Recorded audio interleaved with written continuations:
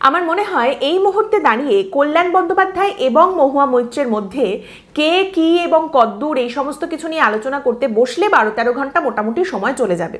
তাই আজ পর্বের জন্য ছোট করে যদি বলতে হয়, একটা দাঁড়ি পাল্লায় আপনি একদিকে কল্যাণ বন্দ্যোপাধ্যায়কে রাখুন, আরেকদিকে মহুয়া মৈত্রকে রাখুন, তাহলে দেখা যাবে কেউই কারুর থেকে খুব একটা কম যান না। এবার সেটা ভালোর দিক দিয়ে না খারাপের দিক দিয়ে সেটা বোঝার মতো ক্ষমতা আপনাদের সকলেরই রয়েছে।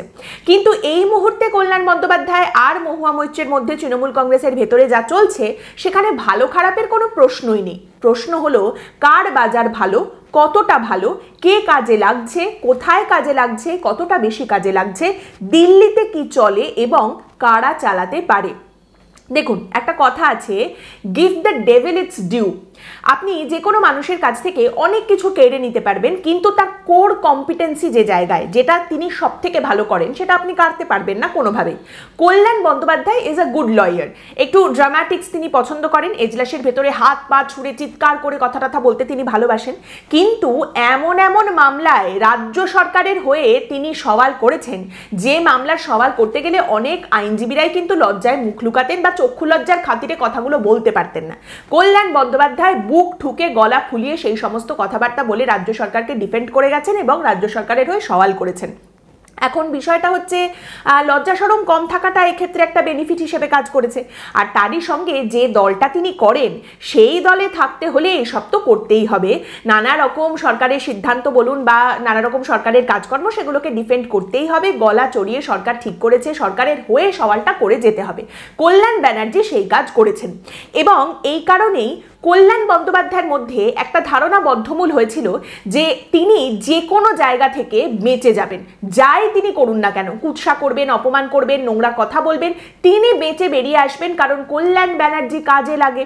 আর কাজে লাগে বলে তৃণমূলের মধ্যে Kalyan Bandyopadhyay can do no wrong, কিন্তু তৃণমূলের মধ্যে Kalyan Bandyopadhyay has no friends.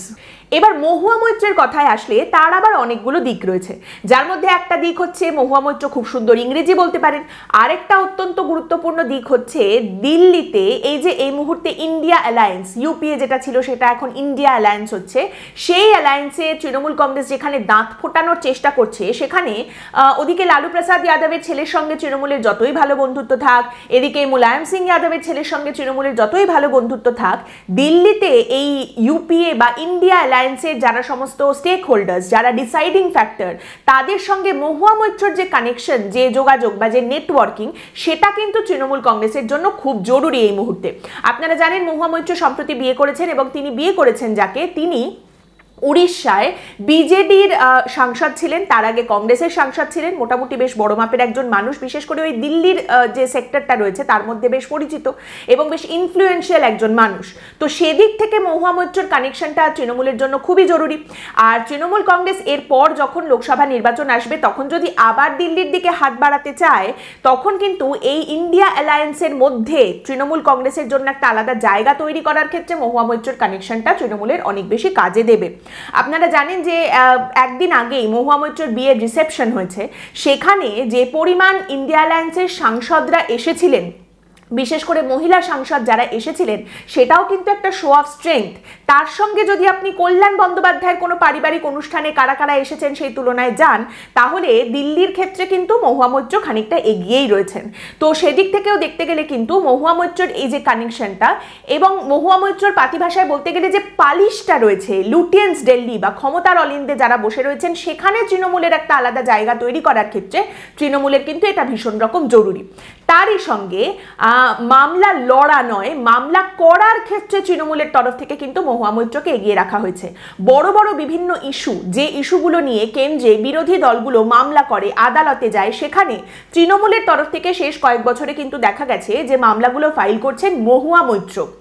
অবশ্যই কল্যাণ বন্দ্যোপাধ্যায়ের হাইকোর্টে একটা বড় জায়গা রয়েছে, দাপট রয়েছে, তিনি এত মামলা লড়ছেন টলছেন এত কিছু, কিন্তু সুপ্রিম কোর্টে যে অত্যন্ত গুরুত্বপূর্ণ বিষয়গুলো যাচ্ছে, যেখানে বিরোধীরা মামলা করছেন, যেমন ধরুন এই যে বিহারে এসআইআর হচ্ছে, সেটাকে চ্যালেঞ্জ করে সুপ্রিম কোর্টে যে মামলা হয়েছে, সেখানে বিভিন্ন দলের তরফ থেকে মামলা করা হয়েছে, তৃণমূলের তরফ থেকে কিন্তু মামলা ফাইল করেছেন সেখানে মহুয়া মৈত্র। তো সেই জায়গাতেও কিন্তু তৃণমূলের মহুয়া মৈত্রকে দরকার। কল্যাণ বন্দ্যোপাধ্যায়ের ভাগ্যের চাকা উল্টো দিকে ঘোরা সেই দিনই শুরু হয়ে গিয়েছিল যেদিন তিনি বলেছিলেন অভিষেক ব্যানার্জিকে মানি না, একমাত্র দিদিকেই নেত্রী হিসেবে মানি। এবং তারপরেই কল্যাণ বন্দ্যোপাধ্যায় নিজের এলাকায় তার বিরুদ্ধে পোস্টার এবং ফ্লেক্স লাগানো হয়েছিল। তার নিজের দলের লোকজনই কল্যাণ বন্দ্যোপাধ্যায়কে চোর, তোলাবাজ, নেশাখোর, চরিত্রহীন এই সমস্ত কিছু বলে অভিহিত করে তার নামে পোস্টার লাগিয়েছিল। তারই সঙ্গে দেখা যায় যে আইনজীবীরা কল্যাণ বন্দ্যোপাধ্যায়ের বিরুদ্ধে বিক্ষোভ দেখাচ্ছেন এবং তাদের হাতে পোস্টার, কল্যাণ বন্দ্যোপাধ্যায়ের দাদাগিরি চলবে না, কল্যাণ বন্দ্যোপাধ্যায় নিপাত যাক। এবং সেই বিক্ষোভকারীদের প্রশ্ন করা হলে তারা বলেন তারা সকলে তৃণমূল কংগ্রেসের সদস্য, অর্থাৎ তার নিজের রাজনৈতিক দলের আইনজীবীরা তার বিরুদ্ধে বেঁকে বসে এই রকম সমস্ত পোস্টার দেখিয়ে বিক্ষোভ করেছিলেন। যাকে কল্যাণ বন্দ্যোপাধ্যায় সেই সময় খানিকটা ব্যাক ফুটে ছিলেন, তাই চুপ করে গিয়ে গো গো করে গজর গজর করে তারপর ক্ষমা চেয়ে তারপরে এটা খানিকটা চুপ করে গিয়েছিল। এই নিয়ে খুব একটা কথাবার্তা তারপর আর উঠে আসেনি। তার কারণ ওই যে কল্যাণ বন্দ্যোপাধ্যায় কাজে আসেন। আর রাজনীতিতে কাঁচিরও যেমন দাম আছে, করাতেরও তেমন দাম আছে।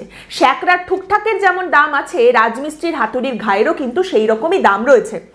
আর কল্যাণ বন্দ্যোপাধ্যায়কে দিয়েও যে সমস্ত কাজগুলো করানো যায় সেগুলো অন্য কেউ করবেন না, তাই কল্যাণ বন্দ্যোপাধ্যায়েরও দাম রয়েছে। কল্যাণ বন্দ্যোপাধ্যায় কিভাবে কাজে আসে একবার দেখুন। মানে একটা মামলা তার এজলাস বদল করার ক্ষেত্রে এই রকম একটা শার্প চাল অন্য কারোর পক্ষে চালা কি সম্ভব ছিল? মানে চক্ষু লজ্জার খাতিরে পর্যন্ত অন্য কেউ এইদিকে যাবেন না সেটা হতে পারতো, কিন্তু কল্যাণ বন্দ্যোপাধ্যায় সেই চাল চেলেছেন। কলকাতা হাইকোর্টে একটা মামলা উঠেছিল বিচারপতি ঘোষের এজলাসে এবং সেখানে মামলাটা ছিল দুজন পুলিশ অফিসারের জামিনের মামলা। কল্যাণ বন্দ্যোপাধ্যায় তাদের অন্তর্বর্তী জামিন চাইছিলেন, বিচারপতি সেটা দিতে অস্বীকার করেন। এবার কল্যাণ বন্দ্যোপাধ্যায় সেখানে বিচারপতিকে উদ্দেশ্য করে বলে বসেন, আমাদের বিচারপতিদের কৃপার দিকে তাকিয়ে থাকতে হয়, এটাই আমাদের দুর্ভাগ্য। এই কথাগুলো শুনে বিচারপতি রীতিমতো বিরক্ত হন এবং তিনি বলেন, আপনি অনেকক্ষণ ধরে আদালতকে নিয়ে অনেক কথা বলে যাচ্ছেন যেটা কিন্তু সহ্যের সীমা ছাড়িয়ে যাচ্ছে। আদালত আপনার কাছ থেকে লেকচার শুনবে না। আমি এই মামলা থেকে সরে দাঁড়াচ্ছি, আপনি যান অন্য এজলাসে যান, মামলা লড়ে নিন। এবং এইটা নিয়ে পরবর্তীকালে যখন কল্যাণ বন্দ্যোপাধ্যায়কে প্রশ্ন করা হয় তিনি বলেন, আমি এই মামলার জন্য দিল্লির অধিবেশন ছেড়ে দিয়ে এখানে এসেছি, আমি ওকালতি করি, ওকালতি করাটাই আমার পেশা। বিচারপতি কি বলছেন তার কথায় সায় দেওয়াটা আমার কাজ নয়, এই কারণেই আমার নাম কল্যাণ বন্দ্যোপাধ্যায়। সে যে যাই বলুন না কেন, আলটিমেটলি এজলাসটা তো বদল হয়ে গেল। অর্থাৎ by hook or by crook Kalyan Bandyopadhyay কাজ আদায় করে নিয়ে আসেন। যদি খুব স্বচ্ছতার সঙ্গে বলতে হয়, মহুয়া মৈত্রের বিরুদ্ধে সংসদে যে অভিযোগ উঠেছিল বা বলা যেতে পারে কেন্দ্রের শাসক দল যে অভিযোগ তুলেছিল, যেটা নিয়ে প্রচুর চর্চা হয়েছিল, তারপরে যে কোনো রাজনৈতিক দল মহুয়া মৈত্রের মতো একজন ক্যান্ডিডেটকে টিকিট দেবে কিনা সেটা তার আগে মোটামুটি দুবার ভাববে, কিংবা অন্তত এটা চাইবে যে একে টিকিট দিলেও এর ওপরে দলের যেন একটা লাগাম থাকে, সেটা অবশ্যই করে নিশ্চিত করতে হবে। কিন্তু কি বলুন তো, এমনি যদি সব ঠিকঠাক চলতো তাহলে মহুয়া মৈত্রকে আদৌ পরের নির্বাচনে টিকিট দেওয়া হবে কিনা সেই নিয়ে মমতা বন্দ্যোপাধ্যায় হয়তো দুবার ভাবতেন। কিন্তু যে মুহূর্তে বিজেপির তরফ থেকে এই কথা উঠে গেল যে না না না মহুয়া মৈত্রকে সংসদে থাকতে দেব না, সঙ্গে সঙ্গে মমতা বন্দ্যোপাধ্যায় জেদটাই গিয়ে এলো। ওরা থাকতে দেবে না বলেছে, আমি তো তাহলে রেখেই দেখাবো। ওরা বলছে সংসদ থেকে বের করে দেবে, আমি 2 মাস পরে নির্বাচনে জিতিয়ে আবার সংসদে নিয়ে আসবই আসবো। ওই ঘটনাটা মোটামুটি মহুয়া মৈত্রের টিকিটটা কনফার্ম করে দিয়েছিল এবং মহুয়া মৈত্র সেই টিকিট পান। তবে সেই নির্বাচনে জেতার পর থেকে দেখা যায় মহুয়া মৈত্র কিন্তু খানিকটা হেড ডাউন করেই চলছেন। খুব বেশি কিছু কথাবার্তা নয়, বেশি কিছু নয়, বরং উল্টো, যেটুকু না করলেই নয় সেটুকু করছেন। বাড়তি কোনো কথা নয়, বাড়তি কোনো কাজ নয়। কখন কথা বলতে হয়, কখন থেমে যেতে হয়, সেই জায়গায় বলা যেতে পারে মহুয়া মৈত্র একটা ওয়েটিং গেম খেলছিলেন, তিনি অপেক্ষা করছিলেন। কারণ একদিকে রয়েছেন কল্যাণ বন্দ্যোপাধ্যায়, উল্টো দিকে দাঁড়িয়ে রয়েছেন কল্যাণ বন্দ্যোপাধ্যায়, এমন একজন মানুষ যিনি তো স্লিপ করবেনই করবেন। মহুয়া মৈত্র হয়তো সেটারই অপেক্ষা করছিলেন। কল্যাণ বন্দ্যোপাধ্যায়ের মুখের আগল নেই, তিনি সফল আইনজীবী, সফল সাংসদ, এত বছর ধরে নির্বাচনে জিতছেন, দলের কাজে আসেন, অতএব ধরাকে সরাজ্ঞান তো তিনি বহু বছর আগে থেকেই করছেন। লোকজনকে উল্টোপাল্টা কথা বলা, নোংরা নোংরা কথা বলা, সেসব করেই আসছেন। আর এমনিতেও তৃণমূল কংগ্রেসের তরফ থেকে এই সমস্ত নোংরা কথা বলা বা মুখের আগল না থাকাকে খানিকটা ক্ষমা সুন্দর দৃষ্টিতেই দেখা হয়। এই ক্ষেত্রে বলা যেতে পারে যেখানে কেষ্ট আছেন সেখানে আর এসব নোংরা কথা বা মুখের আগল নিয়ে এসব নিয়ে বেশি কষ্ট পেয়ে কি কোনো লাভ আছে? তো কল্যাণ বন্দ্যোপাধ্যায়কে বেসিক্যালি দলের তরফ থেকে কাজে লাগানো হয় এমন জায়গায় যে কাজগুলো অন্য কেউ করবেন না।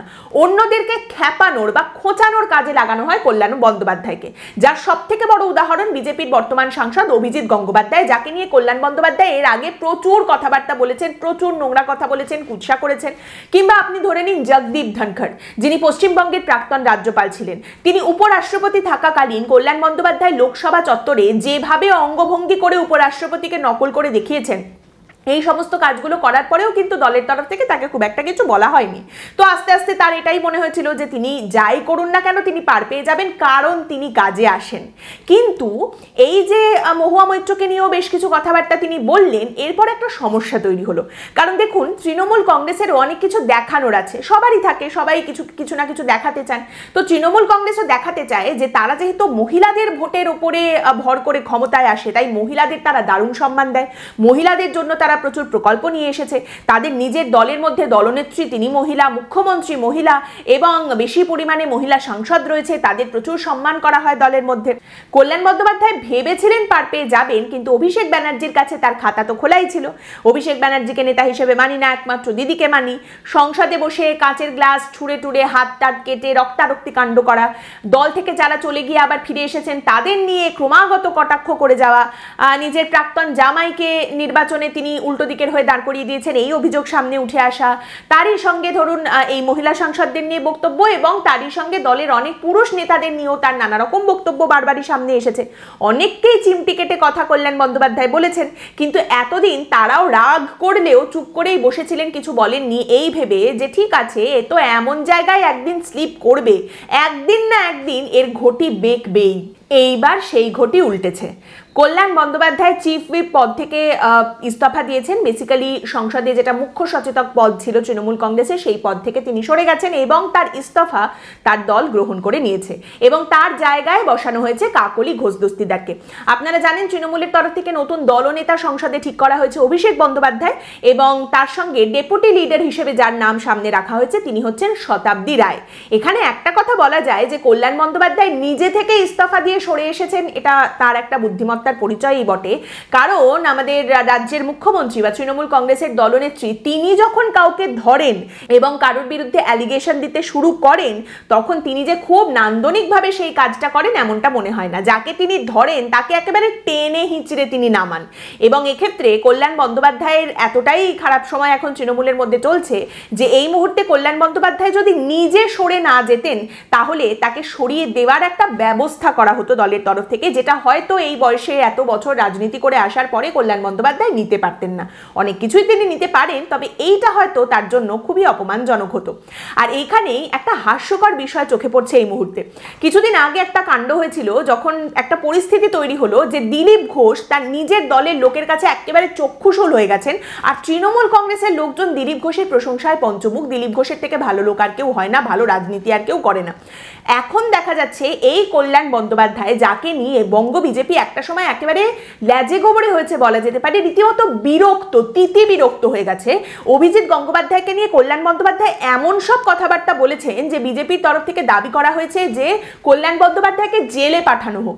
সেই কল্যাণ বন্দ্যোপাধ্যায় এখন ইস্তফা দিয়েছেন এবং কল্যাণ বন্দ্যোপাধ্যায়ের এই পরিস্থিতিতে দেখা যাচ্ছে বিজেপির লোকজন খানিক মিহি গলায় বলছেন, আহা হা হা কল্যাণ বন্দ্যোপাধ্যায়ের সাথে এই রকমটা হলো, মমতা বন্দ্যোপাধ্যায় কল্যাণ ব্যানার্জির সঙ্গে এই রকম করলেন, আহা গো বেরাদার তুমি খুব কষ্ট পেয়েছো, এতদিন আমি তোমাকে মাতাল বলতাম, আজ আমি তোমার দুঃখে দুপেক বেশি খেয়ে ড্রেনে আমি পড়ে থাকবো।